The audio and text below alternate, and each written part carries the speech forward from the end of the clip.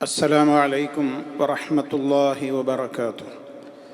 الحمد لله رب العالمين. اللهم صل على محمد وعلى آل محمد.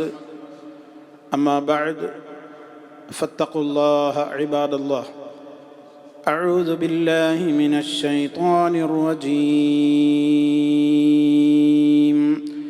إن كانت إلا صيحة واحدة فإذا هم جميع لدينا محضرون. فاليوم لا تظلم نفس شيئا ولا تجزون إلا ما كنتم تعملون. സ്നേഹമുള്ള സഹോദരീ സഹോദരന്മാരെ, വിശ്വാസികളെ, സൂറത്ത് യാസീൻ 53, 54 ആയത്തുകളാണ് ഇന്ന് നമുക്ക് പഠിക്കുവാനും മനസ്സിലാക്കുവാനുമുള്ളത്. കഴിഞ്ഞ ആയത്തുകളിൽ അല്ലാഹു സുബ്ഹാനഹു വ തആല മനുഷ്യരെയെല്ലാം വീണ്ടും പരലോകത്തേക്ക് ഉയർത്തെഴുന്നേൽപ്പിക്കുന്നതിനായുള്ള ഊത്ത് ഇസ്രാഫീൽ അലൈഹിസ്സലാം നിർവഹിക്കപ്പെടുന്നതുമായി ബന്ധപ്പെട്ടുകൊണ്ടുള്ള വചനമാണ് നമ്മൾ പഠിച്ചത്. വനുഫിഖ ഫിസ്സൂരി ഫഇദാഹും മിനൽ അജ്ദാസി ഇലാ റബ്ബിഹിം യൻസിലൂൻ. ഖബറുകളിൽ നിന്നുള്ള എഴുന്നേറ്റ് പോക്കിൽ അവർ പരസ്പരം പങ്കുവെക്കുന്ന അവരുടെ സംസാരം എന്തായിരിക്കും എന്നുള്ളതും കഴിഞ്ഞ ആയത്തിൽ നമ്മൾ മനസ്സിലാക്കുകയുണ്ടായി. തുടർന്നുകൊണ്ട് അള്ളാഹു പറയുന്നത് ഇൻ കാനത്, അതല്ല, ഇല്ലാ സൈഹതൻ വാഹിദ, ഒരൊറ്റ ഘോര ശബ്ദമല്ലാതെ മറ്റൊന്നുമല്ല. ഫഇദാ, അന്നേരമദാഹും അവർ, ജമീഉൻ മുഴുവനും എല്ലാവരും തന്നെ, ലദൈന നമ്മുടെ അടുക്കൽ, മുഹ്ദറൂന ഹാജരാക്കപ്പെടുന്നവരാണ്. ഇവിടെ പറയുന്നത് മഹ്ശറിലേക്കുള്ള ജനകോടികളുടെ ആ കൃത്യമായ നിലക്കുള്ള ഒഴുക്കാണ്. അത് സംഭവിക്കുന്നത് ഇൻകാനത്ത്, അതല്ല എന്ന് പറഞ്ഞാൽ ആ രണ്ടാമത്തെ ഊത്തുണ്ടല്ലോ. ഒന്നാമത്തെ ഊത്ത് നമ്മൾ പറഞ്ഞു, ഇത് രണ്ടാമത്തെ ഊത്താണ്. രണ്ടാമത്തെ ഊത്തോടുകൂടെയാണ്. ആദ്യ ഊത്തിൽ എല്ലാം സർവനാശമാണ് സംഭവിക്കുക. രണ്ടാമത്തെ ഊത്തിൽ വീണ്ടും നിർമ്മാണം നടക്കുകയാണ്. അങ്ങനെ ഖബറുകളിൽ നിന്നുള്ള എഴുന്നേറ്റ് പോകുന്ന ആ പോക്ക്, ആ ഒരു ശബ്ദം, രണ്ടാമത്തെ ഊത്തിൻ്റെ ശബ്ദം, ഇൻകാനത്ത്, അതല്ല, ഇൻകാനത്ത്, അത് അല്ല, ഇല്ലാ സൈഹതൻ വാഹിദതൻ, ഒരൊറ്റ ഘോര ശബ്ദമല്ലാതെ മറ്റൊന്നുമല്ല. മുമ്പ് മറ്റേ ഊത്തിനെ സംബന്ധിച്ച് പറഞ്ഞിടത്തും ഇതേ കാര്യം തന്നെ നമ്മൾ മനസ്സിലാക്കിയിട്ടുണ്ട്. മാ യൻളുറൂന ഇല്ലാ സൈഹതൻ വാഹിദ എന്നവിടെയും പറഞ്ഞു. അതിശക്തമായ നിലക്കുള്ള ഒരു ശബ്ദമാണ് ആ ഒരു ഊത്തിലൂടെ സംഭവിക്കുന്നത്. അതോടുകൂടെയാണ് ഇല്ലാ സൈഹതൻ വാഹിദ, ഒരൊറ്റ ഘോരമായ ശബ്ദം. രണ്ടാമത്തെ ആ ഊത്തിനെ സംബന്ധിച്ച് ആണ് അള്ളാഹു ഇവിടെ കൃത്യമായിട്ടെടുത്ത് പറഞ്ഞിട്ടുള്ളത്. അന്നേരം എന്താ സംഭവിക്കുക?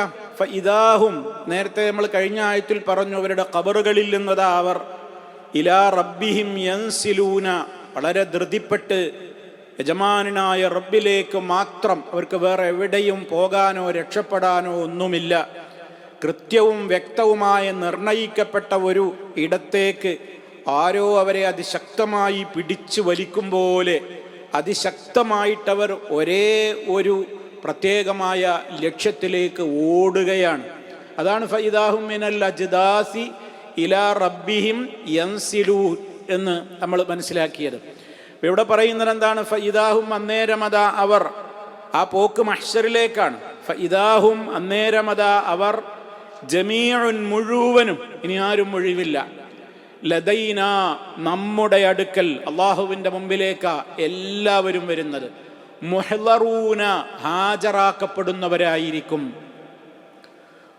മുഹ്ദർ എന്ന് പറഞ്ഞാൽ ഹാജരാക്കപ്പെടുന്ന ഒരാൾക്കാണ് മുഹ്ദർ എന്ന് പറയുക. മുഹ്ദറൂൻ, ഹാജരാക്കപ്പെടുന്നവർ.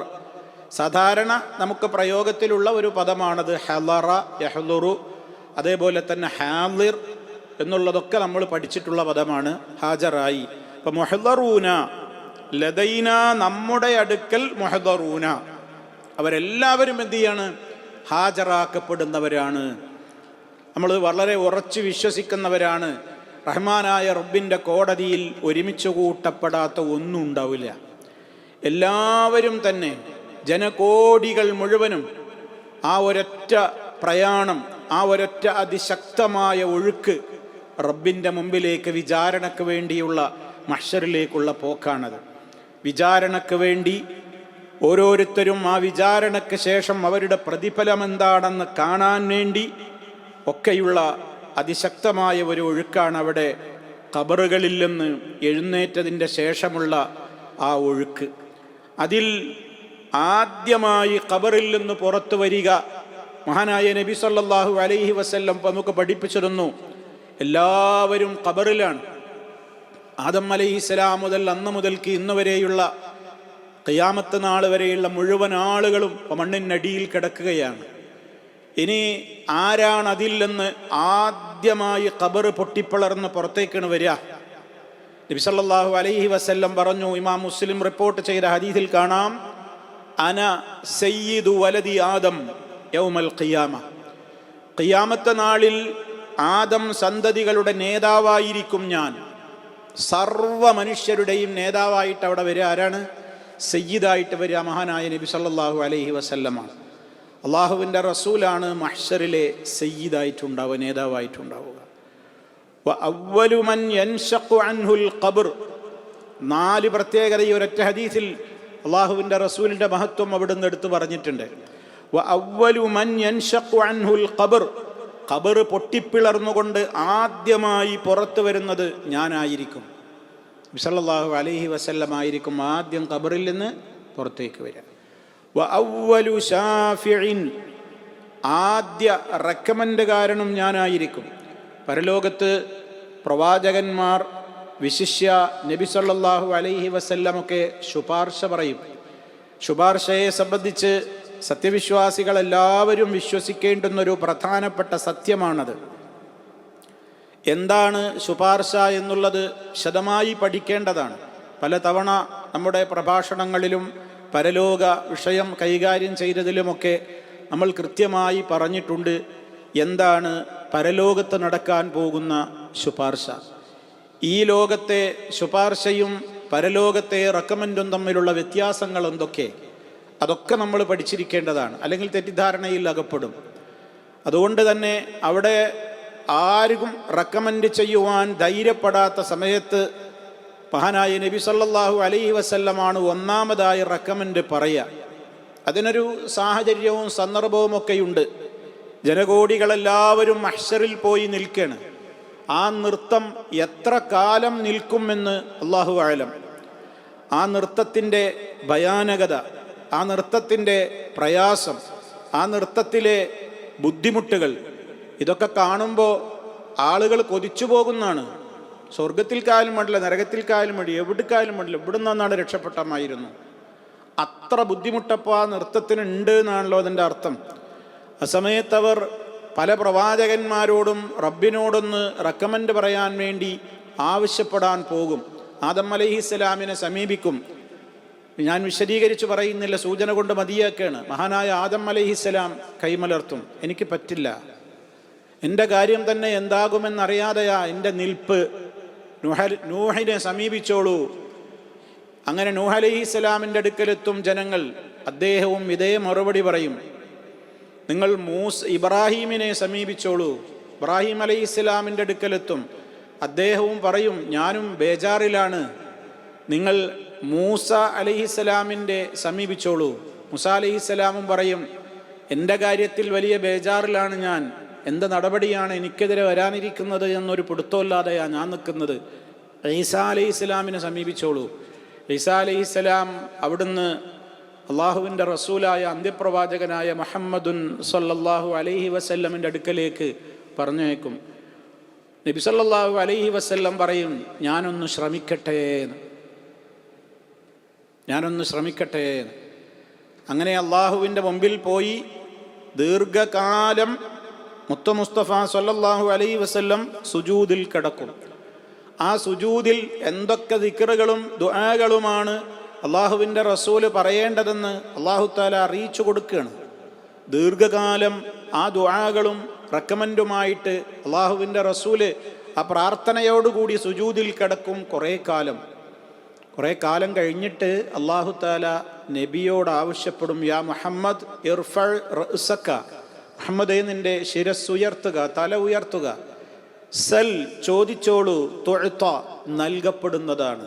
ഇശ്ഫഅ റെക്കമെൻഡ് പറഞ്ഞോളൂ, തുശഫഅ നിങ്ങളുടെ റെക്കമെൻഡ് സ്വീകരിക്കപ്പെടും. ആ സമയത്ത് അള്ളാഹുവിൻ്റെ റസൂല് നൽകുന്ന റെക്കമെൻഡ് എന്താണെന്നറിയോ? ഒന്നാമത്തെ അവ്വലു ഷാഫിഈ എന്ന് പറഞ്ഞില്ലേ, ഞാനായിരിക്കും ആദ്യ റെക്കമെൻഡുകാരൻ എന്ന് പറഞ്ഞില്ലേ, ആ സമയത്ത് പറയുന്ന റെക്കമെൻഡാണ്, അള്ളാഹുവേ ജനകോടികൾ ഈ നൃത്തം തുടങ്ങിയിട്ട് ഒരുപാട് കാലമായല്ലോ, അവരെ നീ ഒന്ന് ഹിസാബ് ചെയ്യണേ, നീ അവരെ ഒന്ന് വിചാരണക്കെടുക്കാൻ വേണ്ടിയിട്ട് അവിടെ റെക്കമെൻഡ്, അല്ലെങ്കിൽ ആ നൃത്തം നീ നിൽക്കുകയാണ്, ഒന്ന് വിചാരണക്കെടുക്കണേ എന്നാണ് അള്ളാഹുവിനോട് നടത്തുന്ന റെക്കമെൻഡ്. ആ റെക്കമെൻഡ് സ്വീകരിക്കപ്പെടുന്ന ഒന്നാമത്തെ വ്യക്തിയും ഞാനായിരിക്കും. അതാണ് അവ്വലു മുശഫഇൻ എന്ന് പറഞ്ഞത്. ഞാൻ അവ്വലു ഷാഫിആണ്, റെക്കമെൻഡുകാരിൽ ഞാൻ പ്രഥമനാണ്. വ അവ്വലു മുശഫഇൻ റെക്കമെൻഡ് സ്വീകരിക്കപ്പെടും പരലോകത്ത്. ആ റെക്കമെൻഡ് സ്വീകരിക്കപ്പെടുന്നവരിൽ ആദ്യ വ്യക്തി ആരായിരിക്കും? എൻ്റെ റെക്കമെൻഡാണ് സ്വീകരിക്കുക. അപ്പോൾ ഈ പ്രത്യേകതയൊക്കെ നബി സല്ലല്ലാഹു അലൈഹി വസല്ലമിനുണ്ട്. ഇതാണ് അശ്ശഫാഅത്തുൽ ഉളമാ, വമ്പിച്ച മഹാശുപാർശ എന്ന പേരിൽ അറിയപ്പെടുന്ന ശുപാർശ ഇതാണ്. ഇത് മൊത്തം എല്ലാവർക്കും കരസ്ഥമാകുന്നതാണ്. അവിടെ പിന്നെ ആരും വ്യത്യാസമൊന്നും ഉണ്ടാവില്ല. എല്ലാവർക്കും ആ ശഫാഅത്തിൻ്റെ ആനുകൂല്യം കൊണ്ടാണ് അവിടെ പിന്നെ എന്ത് നടക്കുക? വജാഅ റബ്ബുക വൽ മലകു സഫൻ സഫ. വിചാരണയ്ക്ക് വേണ്ടി റബ്ബിനൊരു വരവുണ്ട്. ആ വരവ് സൈന്യസമേതമാണ്, മലായിക്കത്തുകൾ അണിയൊപ്പിച്ച് നിൽക്കുകയാണ്. വിചാരണയ്ക്ക് വേണ്ടിയുള്ള റബ്ബിൻ്റെ വരവാണ്. ഇതൊക്കെ നമുക്ക് പറയാൻ എത്ര എളുപ്പമാണ്, പക്ഷേ എന്തായിരിക്കും അതിൻ്റെയൊക്കെ ഗാംഭീര്യം? അള്ളാഹു എളുപ്പം പ്രദാനം ചെയ്യട്ടെ. അപ്പം സഹോദരങ്ങളെ, ആ ഒരു വിചാരണക്കെടുക്കാൻ വേണ്ടിയുള്ളതാണ് ഒന്നാം റെക്കമെൻഡ്. പിന്നെ വിചാരണയൊക്കെ കഴിഞ്ഞ് സ്വർഗനരകങ്ങളൊക്കെ തീരുമാനിക്കപ്പെട്ട് സ്വർഗത്തിലേക്കുള്ളവരൊക്കെ സ്വർഗത്തിലേക്കാക്കപ്പെട്ട് നരകത്തിലേക്കുള്ളവരൊക്കെ നരകത്തിലേക്കാക്കപ്പെടും. അതിൽ മുഅ്മിനീങ്ങളും ചിലർ നരകത്തിലുണ്ടാകും. എന്താ കാരണം? ഈമാനുണ്ട്, പക്ഷേ അവരൊരുപാട് തെറ്റുകൾ ചെയ്തു, ഹറാമുകൾ ചെയ്തു, തൗബ ചെയ്തതുമില്ല. അങ്ങനെ മരണപ്പെട്ടു പോയവർ അവരുടെ മഹാപാപങ്ങൾ അവർ തൗബ ചെയ്യാതെ മരണപ്പെട്ടതുകൊണ്ട് അവർക്ക് പൊറുക്കപ്പെട്ടിട്ടില്ലെങ്കിൽ ആ പാപങ്ങളുടെ കാലയളവ് അവർ നരകത്തിയിൽ കിടന്നേ പറ്റൂ. അതിൻ്റെ ശേഷമാണ് പിന്നെ അവരെ അതിൽ നിന്ന് എന്ത് ചെയ്യുക? മോചിപ്പിക്കുക. അങ്ങനെയുള്ള വിശ്വാസികളിലെ പാപികൾക്ക് വേണ്ടി മഹാനായ നബി സല്ലല്ലാഹു അലൈഹി വസല്ലം അള്ളാഹുവിനോട് റെക്കമെൻഡ് പറയും. അള്ളാഹുവേ, എൻ്റെ ഉമ്മത്തിൽപ്പെട്ട ആളുകൾ കുറേ നരകത്തിൽ കിടക്കുന്നുണ്ട്, റബ്ബേ നീ അവരെ ഒന്ന് നരകത്തിൽ നിന്ന് രക്ഷിക്കണം. അള്ളാഹുവിൻ്റെ റസൂല് നടത്തുന്ന മുഅ്മിനീങ്ങൾക്ക് വേണ്ടി നടത്തുന്ന റെക്കമെൻഡാണത്. അപ്പോൾ റബ്ബ് നിശ്ചയിച്ചു കൊടുക്കും അത് ആർക്കൊക്കെ എന്നുള്ളത്. അത് അള്ളാഹിൻ്റെ റസൂലിന് കൊടുക്കുന്ന മഹത്വമാണ്. അതിൽ നമ്മൾ ഉൾപ്പെടാൻ വേണ്ടിയാണ് നമ്മൾ അള്ളാഹുവിനോട് പ്രാർത്ഥിക്കേണ്ടത്. റബ്ബേ, മുത്ത് നബിയുടെ ശുപാർശയിൽ നീ ഞങ്ങളെയും ഉൾപ്പെടുത്തണേ. അതിനു വേണ്ടിയാണ് എല്ലാ 5 നേരങ്ങളിലും ബാങ്ക് വിളിക്കുമ്പോൾ ബാങ്ക് വിളിക്കുന്ന വ്യക്തി പറയുന്നത് പോലെ നമ്മളും പറയുകയും ശേഷം നബിതങ്ങളുടെ പേരിൽ സ്വലാത്ത് ചൊല്ലുകയും പിന്നീട് അല്ലാഹുമ്മ റബ്ബ ഹാദിഹി ദഅവത്തി താമ്മ വസ്സലാത്തിൽ ഖായിമ ആതി മുഹമ്മദനിൽ വസീല വൽ ഫദീല വബഅത്ഹു മഖാമൻ മഹ്മൂദനില്ലദീ വഅത്ത. ഇത് ആരെങ്കിലും പറയുകയും ചെയ്താൽ അള്ളാഹിൻ്റെ റസൂല് പറയാണ്, ഹല്ലത്ത് ലഹു ശഫാഅതി യൗമൽ ഖിയാമ. ഖിയാമത്ത് നാളിൽ ആ വ്യക്തിക്ക് എൻ്റെ റെക്കമെൻഡ് കരസ്ഥമാകുന്നതാണ്. ആ റെക്കമെൻഡ് ഏതാ? നരകത്ത് കടന്നിട്ട് പിന്നെ അതിന്നുള്ള ആ ശിക്ഷയുടെ ലഘൂകരണത്തിന് വേണ്ടിയുള്ള റെക്കമെൻഡാണ്. അള്ളാഹു സുബ്ഹാനഹു വ തആല നമുക്ക് നരകം തീരെ നമ്മളെ സ്പർശിക്കാത്ത കൂട്ടത്തിൽ ഉൾപ്പെടുത്തി അനുഗ്രഹിക്കുമാറാകട്ടെ. വിചാരിക്കുന്നതൊന്നും എളുപ്പമല്ല. ആ കുറച്ച് കാലം നരകത്ത് കിടന്നാൽ പിന്നെയും രക്ഷപ്പെടുമല്ലോ. അത് ഈമാൻ്റെ പവർ പറയുന്നതാ. ലാ ഇലാഹ ഇല്ലല്ലാഹ് ആത്മാർത്ഥമായി പറഞ്ഞോ കാലാകാലം നരകത്ത് കിടക്കേണ്ടി വരൂല.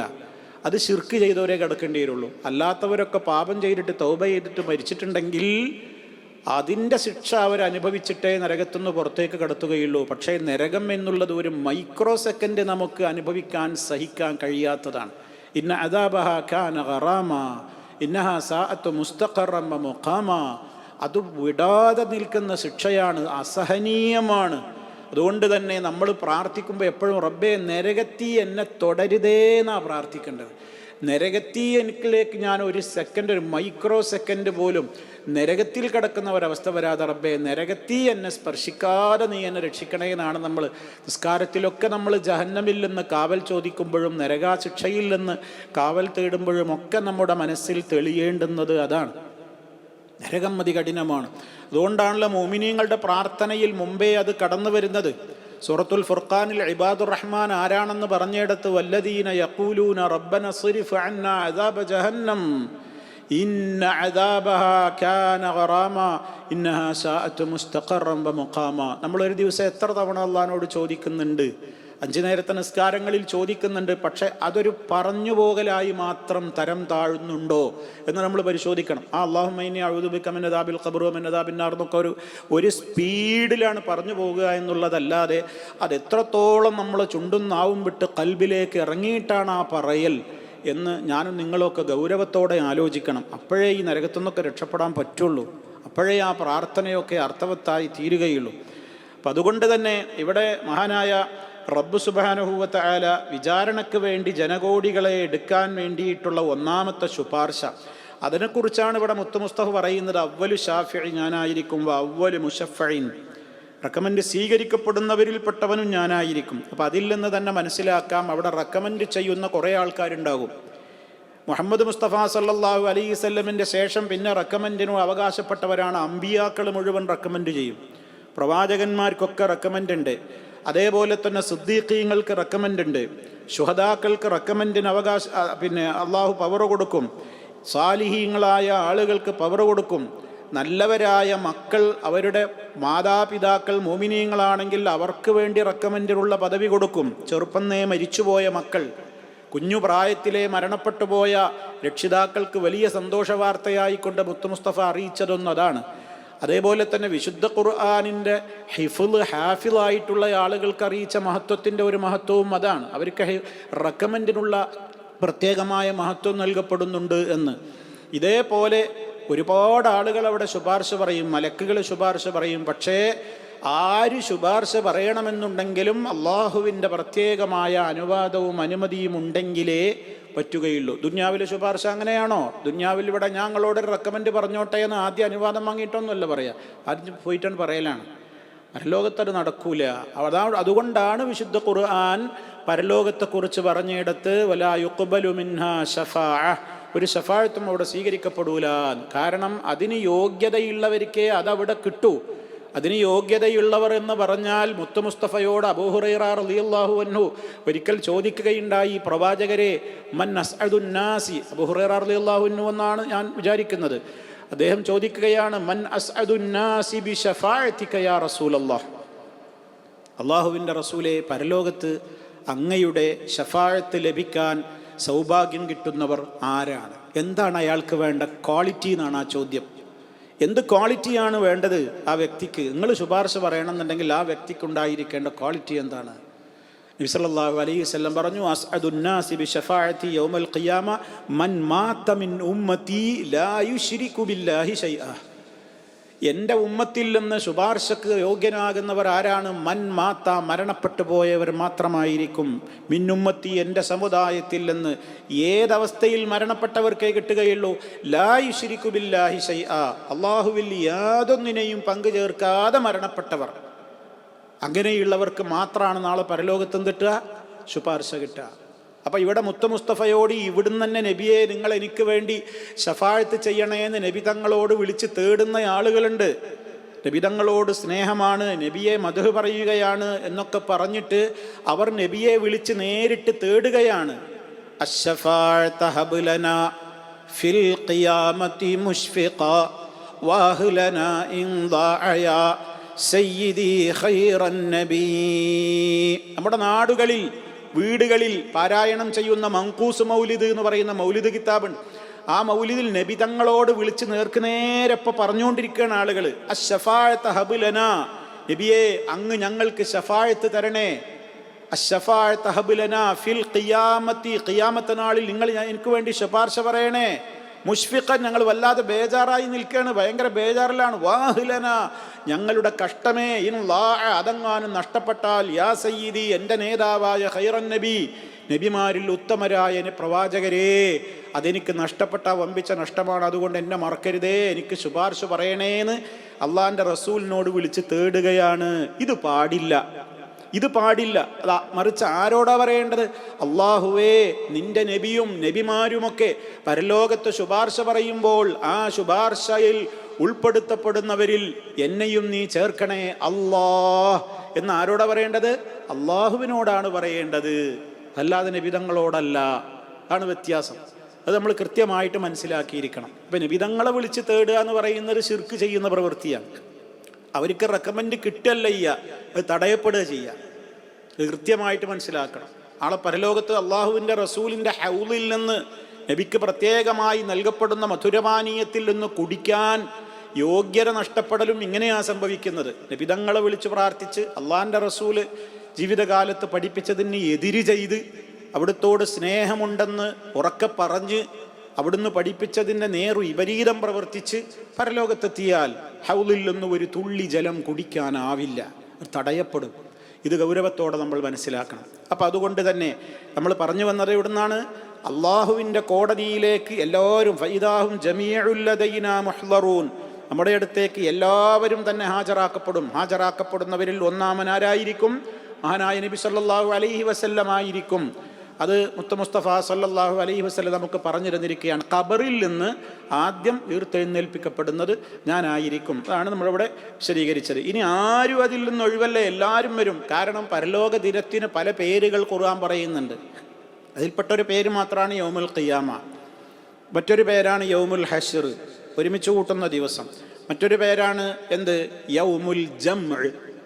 യൗമുൽ ജംഅ്, ഒരുമിച്ച് കൂട്ടപ്പെടുന്ന ദിവസം. എല്ലാവരെയും സംഗമിപ്പിക്കുന്ന മഹാസമ്മേളന ദിവസമാണത്. വിശുദ്ധ ഖുർആൻ വളരെ കൃത്യമായി തന്നെ പറഞ്ഞു. സൂറത്ത് ഹൂദിൽ 103-ാമത്തെ ആയത്തിൽ കാണാം, ദാലിക യൗമുൻ മജ്മൂഉൻ, ദാലിക യൗമുൻ മജ്മൂഉൻ ലഹുന്നാസ്, ജനകോടികളെ സർവ്വ മനുഷ്യരെയും ഒരുമിച്ച് കൂട്ടപ്പെടുന്ന ദിവസമാണത്. സൂറത്ത് ഹൂദിൽ 103-ാമത്തെ ആയത്തിൽ പറഞ്ഞു. സൂറത്തുൽ വാഖിയ 50-ാമത്തെ ആയത്തിൽ പറഞ്ഞു, ഖുൽ ഇന്നൽ അവ്വലീന വൽ ആഖിരീൻ ലമജ്മൂഊൻ ഇലാ മീഖാതി യൗമിൻ മഅലൂം. നബിയെ പറഞ്ഞു കൊടുക്ക്, പഠിപ്പിച്ചു കൊടുക്ക്, ആരും ഒഴിവാകൂല പരലോകത്തേക്ക് വരുന്നതിൽ. ഇന്നൽ അവ്വലീന വൽ ആഖിരീന, പൂർവീകരും അവസാനത്തവരും, ആദ്യത്തെ തലമുറ മുതൽ അവസാന തലമുറ വരെ അള്ളാഹു കൃത്യമായി നിർണയിച്ച് വെച്ചിട്ടുള്ള ഒരു ദിനമുണ്ട്. ആ ദിനത്തിലേക്ക് എല്ലാവരും ഒരുമിച്ച് കൂട്ടപ്പെടുക തന്നെ ചെയ്യും. എവിടെയുള്ളവരാണെങ്കിലും. കുറേ ആളെ ഖബറിൽ അടക്കം ചെയ്തിട്ടുണ്ടാവും, കുറേ ആളെ ആകെ വെണ്ണീറാക്കി പരത്തിയിട്ടുണ്ടാവും, പല നദികളിൽ ഒഴുക്കിയവരുണ്ടാവും, മത്സ്യം ഭക്ഷിച്ചവരുണ്ടാവും, മൃഗങ്ങളുടെ വയറ്റിലുള്ളവരുണ്ടാകും. അങ്ങനെ പല വിധത്തിൽ ഇവിടെ നിന്ന് മരണാനന്തരം അവരുടേതായ ബർസഖിൽ കഴിഞ്ഞുകൂടിയവരുണ്ടാകും. എവിടെയും ഖബറിലുള്ളവരെ മാത്രമൊന്നല്ല അള്ളാഹ്ക്ക് കൊണ്ടുവരാൻ സാധിക്കുക. ഐനമാ തകൂനൂ യഅതി ബികുമുല്ലാഹു ജമീഅ ഇന്നല്ലാഹ അലാ കുല്ലി ഷൈഇൻ ഖദീർ. സൂറത്തുൽ ബഖറ 148-ാമത്തെ ആയത്തിൽ അല്ലാഹ് പറയാണ്, ഐനമാ തകൂനു, നിങ്ങൾ എവിടെയായിരുന്നാലും യഅതി ബികുമുല്ലാഹു ജമീഅ, നിങ്ങളെ എല്ലാവരെയും അള്ളാഹു കൊണ്ടുവരിക തന്നെ ചെയ്യും. മഹ്ശർ അതാണ്, ആരോട് ഒഴിവാവില്ല, എല്ലാവരും വരും അവിടെ. അതിനൊക്കെ അള്ളാഹുവിന് കഴിവുണ്ട്. ഇന്നല്ലാഹ അലാ കുല്ലി ഷൈഇൻ ഖദീർ, അള്ളാഹു എല്ലാ കാര്യത്തിനും കഴിവുള്ളവരാകുന്നു. എല്ലാവരും അവിടെ വരും. സൂറത്ത് മറിയം 93 മുതൽക്ക് 95 വരെയുള്ള ആയത്തുകളിലും ഇക്കാര്യം പറഞ്ഞു. ഇൻ കുല്ലു മൻ ഫിസ് സമാവാതി വൽ അർദി ഇല്ലാ Athir Rahmani അബ്ദാ. In Kullu Mann Fizz സമാവാതി വൽ അർദി, ആകാശഭൂമികളിലുള്ളവർ ഒന്നൊഴിയാതെ എല്ലാവരും തന്നെ റഹ്മാനായ റബ്ബിൻ്റെ അടുക്കൽ അടിമകളായി പോയി നിൽക്കും. അവരുടെ എണ്ണവും കണക്കൊക്കെ അള്ളാഹിൻ്റെ അടുത്തുണ്ട്. ലഖദ് അഹ്സാഹും വഅദ്ദഹും അദ്ദാ. കൃത്യ കണക്ക് അള്ളാഹിൻ്റെ അടുക്കലുണ്ട്, എണ്ണുണ്ട്, എത്ര ആളുണ്ട് എന്നൊക്കെ റബ്ബിനറിയാം.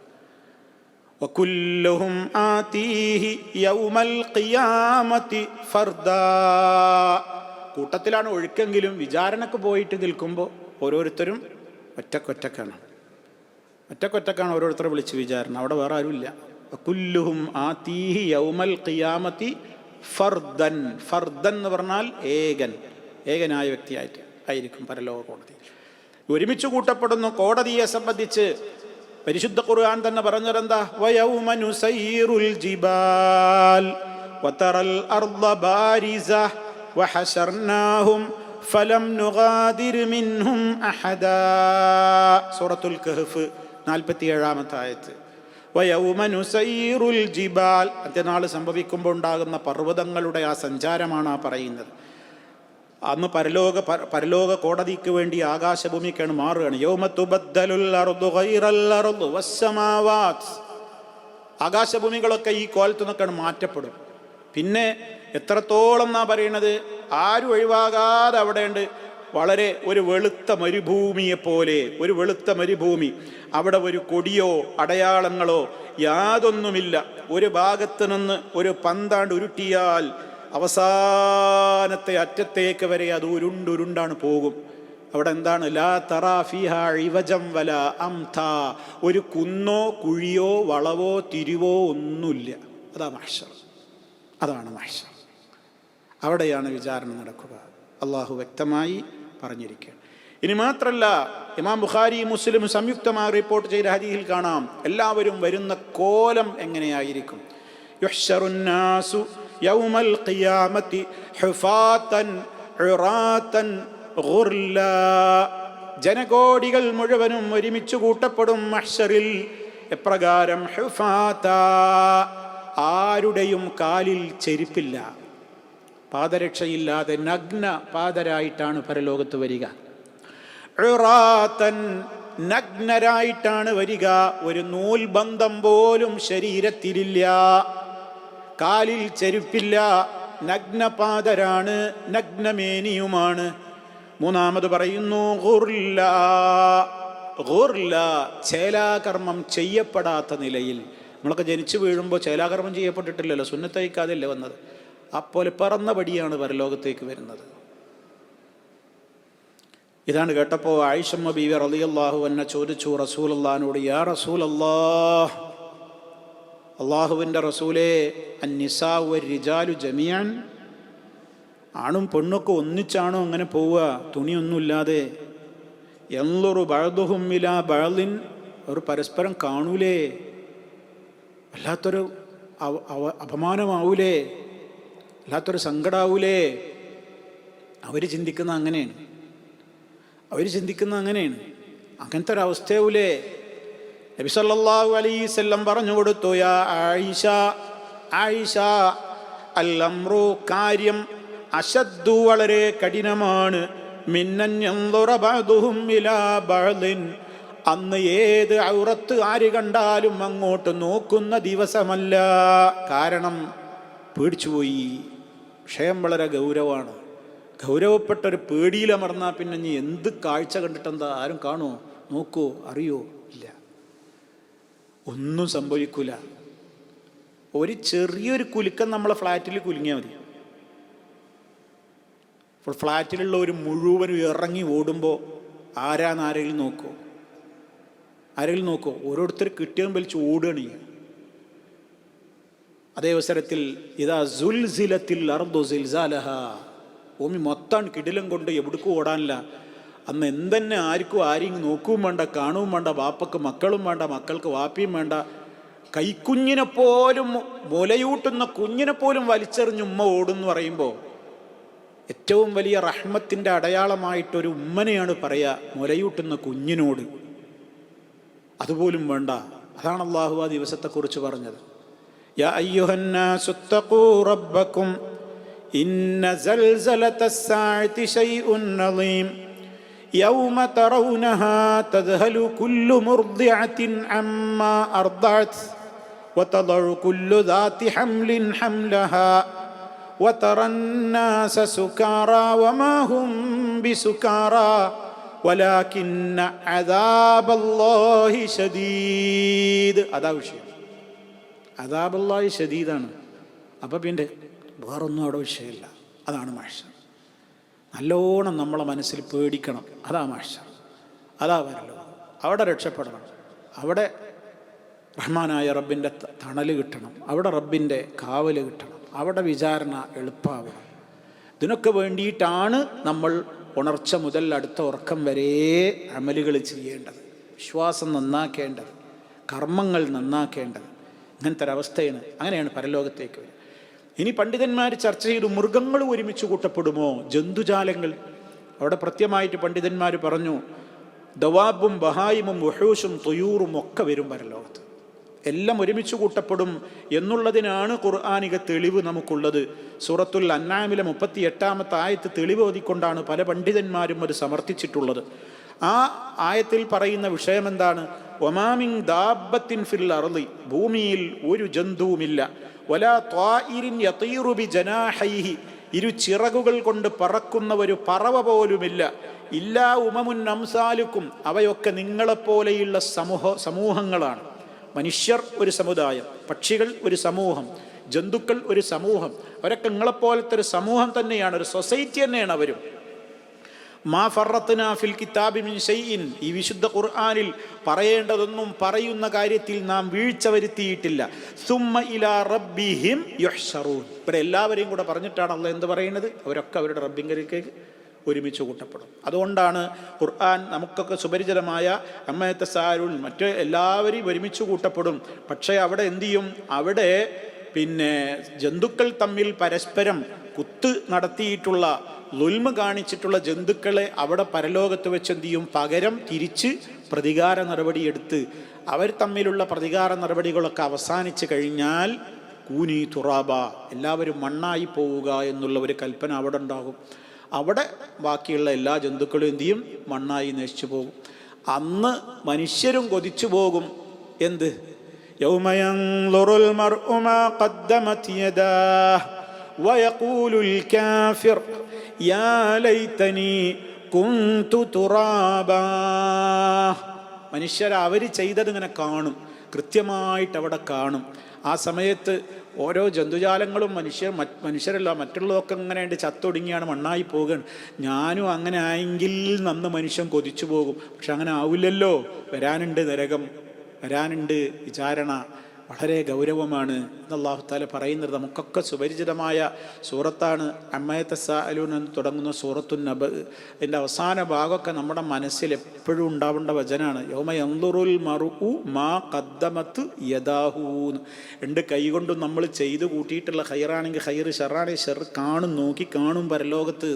അത് കാണാനാണ് ആ പോണത്. അപ്പോൾ റബ്ബിൻ്റെ അടുക്കലേക്ക് ഫൈദാഹും ജമിയഉൽ ലദൈനാ മുഹ്ളറൂൻ, ഹാജറെടുത്ത് വിടാൻ വേണ്ടിയല്ല, അവിടേക്ക് മുഹ്ളറീങ്ങളാക്കുന്നത് എന്തിനാ? ഇനി അവിടെ വിചാരണ നടക്കാൻ പോവാണ്, ഇനി അതിനനുസരിച്ച് ജസാ നടക്കാൻ പോവാണ്, അതിനനുസരിച്ചുള്ള ഹിസാബ് അത് ഇവിടെ നടക്കാൻ പോവുകയാണ് എന്ന് ഗൗരവത്തോടുകൂടെ നമ്മുടെ ശ്രദ്ധയിൽ കൊണ്ടുവരാനാണ്. ആ നൃത്തത്തിൽ തന്നെ ജനകോടികളായ ആളുകളുടെ നൃത്തത്തിൻ്റെ ഗൗരവങ്ങളൊക്കെ ഞാൻ നേരത്തെ പറഞ്ഞതുപോലെ ആളുകൾ കൊതിക്കാനൊക്കെ കാരണം എന്താണെന്നറിയോ?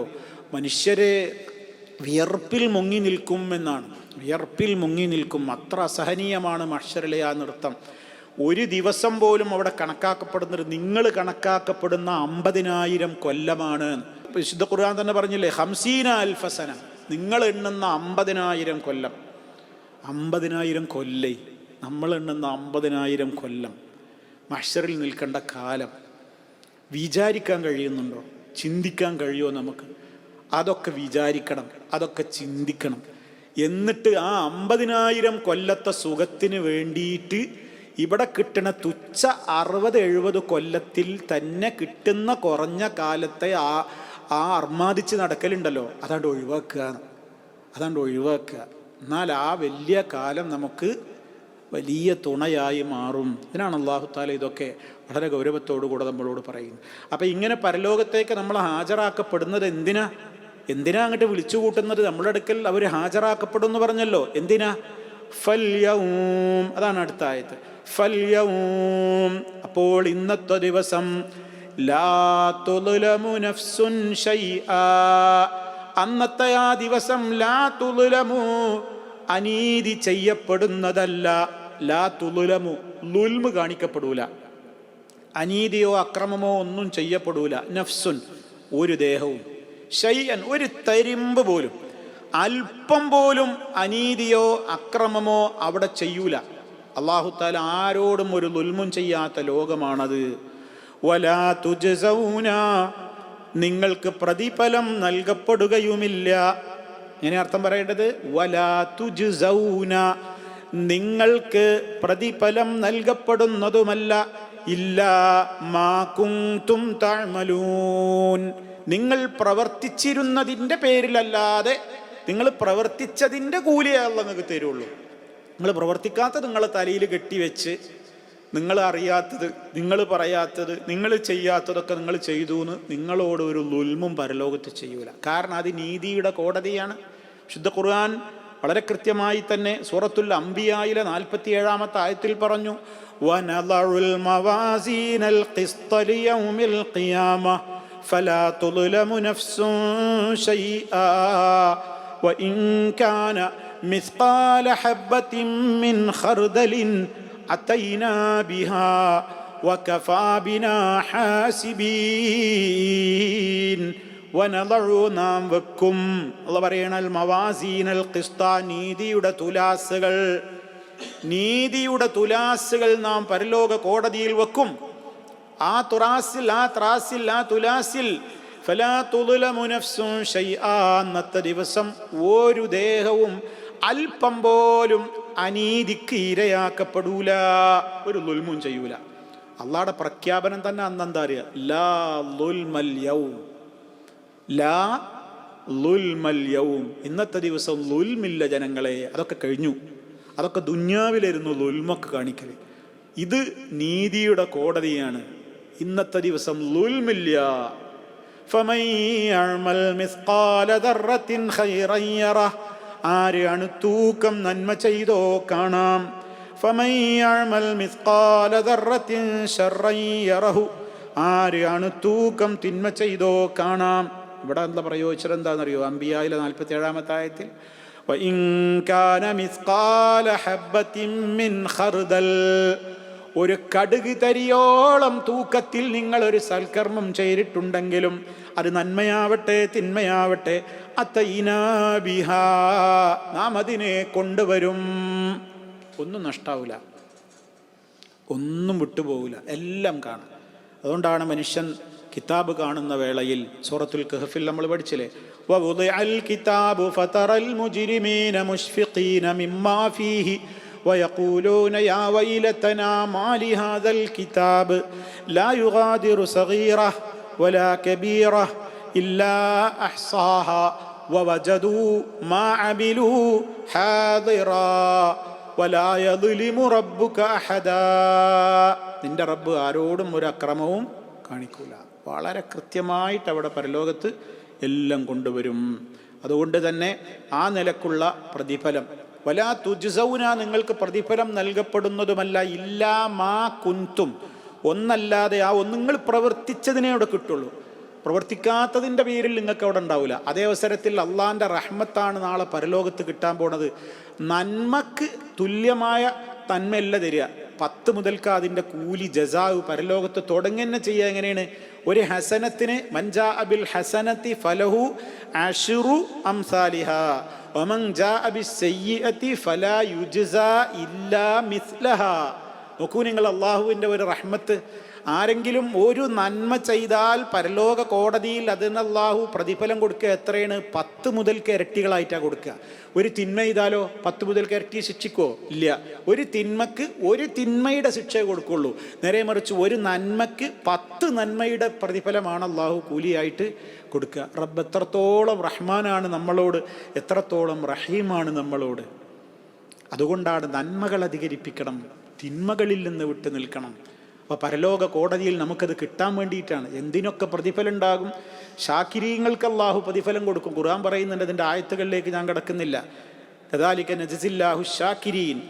ഷാക്കിർ റബ്ബിൻ്റെ കൽപ്പനകളെ അപ്രകാരം കൃത്യമായി സ്വീകരിച്ച് നന്ദിയോടെ ജീവിച്ചവർക്ക് കൊടുക്കുന്ന പ്രതിഫലം, മുത്തഖീങ്ങൾക്കുള്ള പ്രതിഫലം, മുഹ്സിനീങ്ങൾക്കുള്ള പ്രതിഫലം, നന്മകൾ ചെയ്തവർ, മുത്തസദ്ദിഖീന ധർമ്മം ചെയ്തവർക്ക്. ഇതൊക്കെ ഖുർആൻ എത്രയോ സ്ഥലത്ത് സ്പെഷ്യൽ പറയുന്നുണ്ട്, നമ്മ അവർക്ക് സ്പെഷ്യൽ കൂലി കൊടുക്കുന്നു. ഇനി തിന്മകളും അങ്ങനെ തന്നെയാണ്. ജസാഉൽ മുജ്രിമീൻ, കുറ്റവാളികൾ. ജസാഉൽ ലാലിമീൻ, അക്രമികൾക്കുള്ളത്. ജസാഉൽ മുഫ്തരീൻ, റബ്ബിൻ്റെയും റസൂലിൻ്റെ ഒക്കെ പേരിൽ പച്ച കള്ളം കെട്ടിയുണ്ടാക്കി പ്രചരിപ്പിച്ചവർ, ഇവർക്കൊക്കെ സ്പെഷ്യൽ ശിക്ഷകൾ വേറെയും പറയുന്നുണ്ട്. ഇങ്ങനെ ഏതർത്ഥത്തിലാണെങ്കിലും ചെയ്തതിനെ ശിക്ഷിക്കൂ. നിങ്ങളറിയാത്തൊരു കാര്യം നിങ്ങളുടെ പേരിൽ വെച്ച് കെട്ടൂല. അതൊക്കെ ദുന്യാവിൻ്റെ സ്വഭാവങ്ങളാണ്. പരലോക കോടതി 100% അത് അദിലിൻ്റെ, നീതിയുടെ കൃത്യമായ ലോകമാണത് എന്ന് അല്ലാഹു സുബ്ഹാനഹു വ തആല ഓർമ്മപ്പെടുത്തിയിരിക്കുകയാണ്. അപ്പോൾ ഈ 2 വചനങ്ങളും നമ്മുടെ മനസ്സിൽ എന്നും ഉണ്ടാകണം.